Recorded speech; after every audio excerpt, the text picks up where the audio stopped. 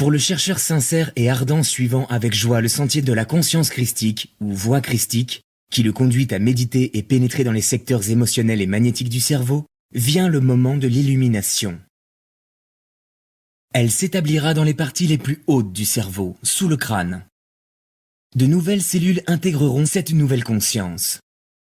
Il s'agit là d'un processus continu et vous sentirez probablement cette ouverture se produire dans votre cerveau.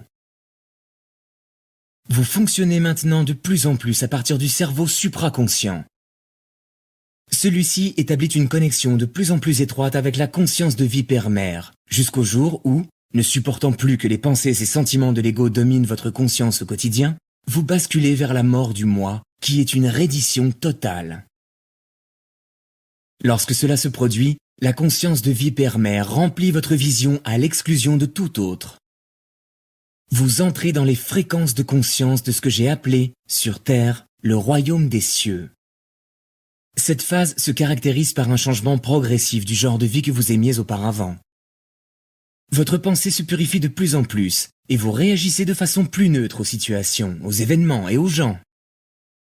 Vous pourrez être émotionnellement moins touché qu'auparavant. Vous serez alors dans les premières longueurs d'onde de ce que vous appelez l'amour inconditionnel et vous ferez toute chose en vue de la promotion du bien suprême de chacun, en vue de sa croissance, de sa nutrition, de sa guérison, de sa protection, de la satisfaction de ses besoins légitimes dans un système de loi et d'ordre.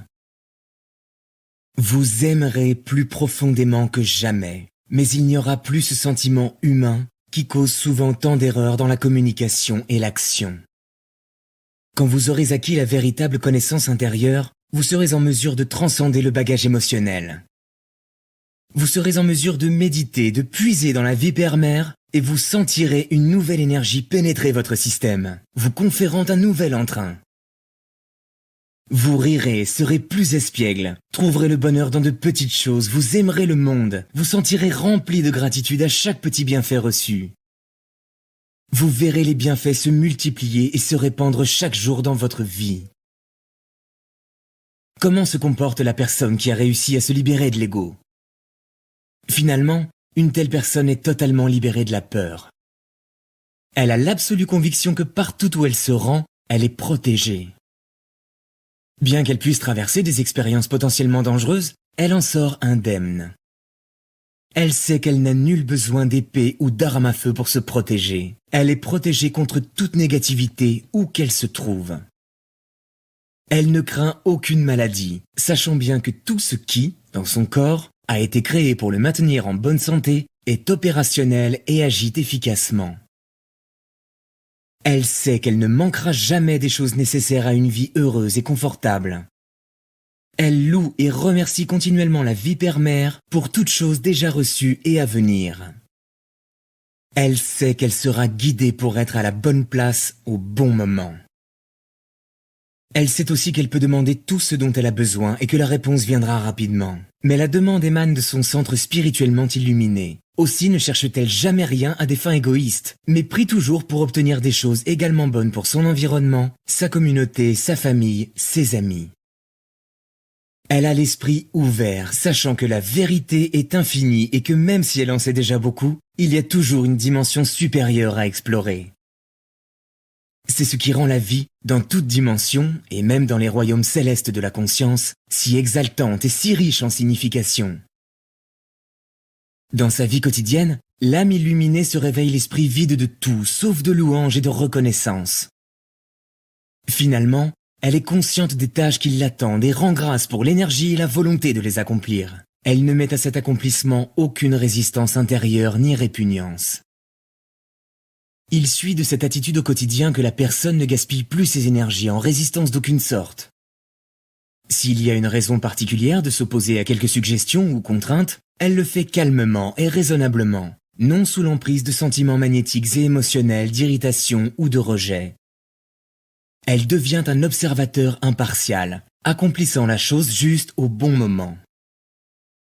Elle maîtrise tranquillement son âme, attendant l'inspiration, attendant que s'ouvre la bonne porte, attendant la confirmation que tous les desseins de la volonté divine aient bien été transmis à son être à travers son esprit, son cœur et son énergie. Cette personne devient ainsi un être humain véritable, manifestant la conscience de vie père-mère.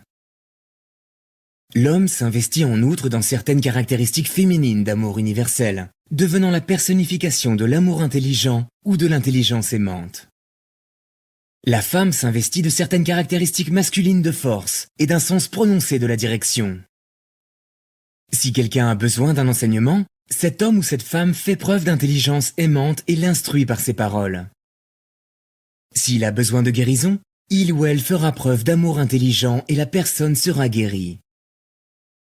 Voilà le but que je vous recommande affectueusement. Le chemin de la conscience christique est tracé dans ces lettres. Lorsque vous l'atteindrez, vous vous réjouirez et direz que cela valait tous les moments difficiles vécus sur le sentier rocailleux et chaotant qui seront alors à jamais derrière vous. Vous serez libre d'accéder à des dimensions supérieures qui vous apporteront de nouvelles expériences et de nouvelles joies.